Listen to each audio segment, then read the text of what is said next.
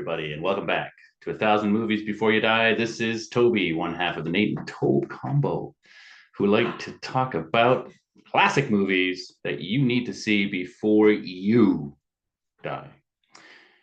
This one, I don't know if it's going to fit into there. I'll let you be the judge. I guess we're supposed to be the judge. So I'm going to say no. But since we haven't gone anywhere near 1,000 movies yet, I'm going to have to say yes, I guess. So this will probably one of the first ones to drop out. Definitely not in the top 100. We are talking about The Incredible Shrinking Man. The Incredible Shrinking Man, yes, indeed, ladies and gentlemen, is from 1957. Stars. So I got to look down here because these are kind of obscure people. Starring Grant Williams, Randy Stewart, and April Kent. Grant Williams plays Scott Carey. Randy Stewart is Louise Carey, his wife. And April Kent is Clarice Bruce. The main plot here is really, really simple. You basically have a man. He is out with his wife on a picnic on a boat. A very slow moving nuclear explosion is what it looks like, but it's a radioactivity cloud hits them, leaving him covered in glitter. Some sort of radioactive dust. And then on the drive home, he is subjected to insecticide, which combines to create the effect of a shrinking man. A lot of things I like about this. Overall, I don't know if it all works.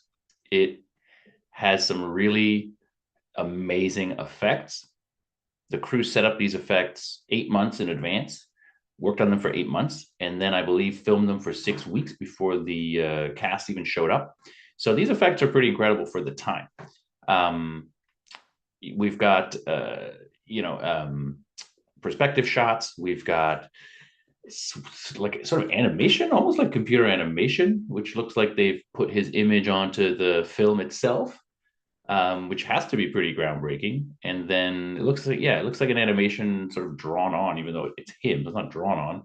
And then you've got sort of obviously, oversized clothes and and oversized chairs that sorry.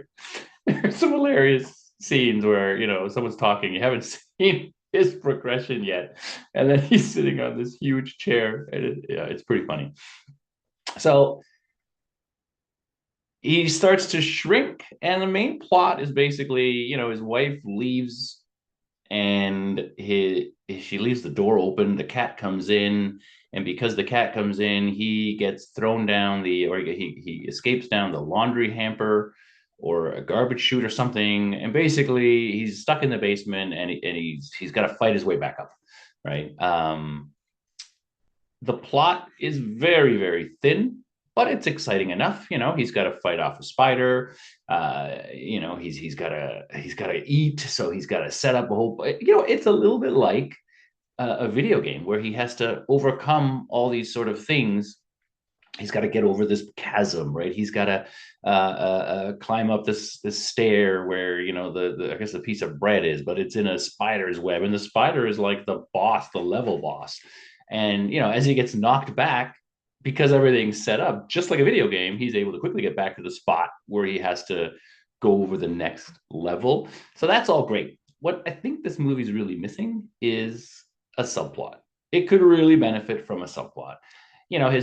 There's kind of a subplot, I guess, which is his wife who thinks he's dead, and is sort of mourning him, and he's trying to show them that he's alive, and obviously there's dangers there, but that's all part of that main plot. So some sort of subplot, which I know, these can often go wrong, but if it was done well, maybe with the wife and I don't know, maybe a rival scientist, maybe just it needed something like that. Well done, obviously, because it's a little bit basic, right? It's a little bit of a basic.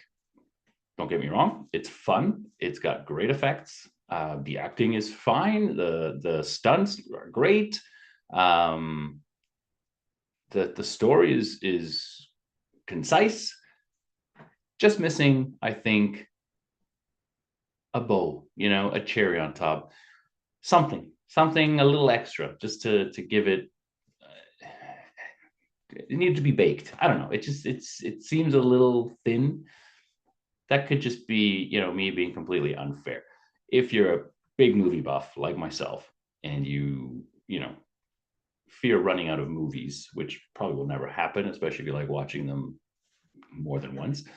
But if you're that type of a buff, then yeah, I would definitely check this one out. Certainly for the effects, and it's fun. It's a fun film. I've definitely seen a lot worse. I know that's a horrible endorsement. I've seen worse, but let's face it, we've seen worse. So yeah, it's good film. Scale of 1 to 10, 6.5, I guess. One of the thousand before you die. No, well, at thousand, yeah, it would be above the 500 mark. Yeah, I think that's probably the fairest if I think about it. 1,000 movies, and you are really someone who likes the technical aspect of movies. Yeah, pre 1960 movies with a technical 100%. That's in the thousand. I might even put it in the top 400 in that case, right? Give this one a whirl. If you feel like it, leave a comment below. Let us know what you think. Join us next time for Nate and Tobe. When we do, I don't know yet. You'll have to stay tuned and find out what exciting film we're going to do. We're heading into November, so I think Noir-vember is definitely the way to go. So I think a couple of awesome, maybe a little bit obscure noirs. There's definitely, I mean, there's tons out there, and we want to present those to you guys so you guys can enjoy those. This has been Toby for 1,000 movies. Before you die, get busy watching or get busy dying. See you next time.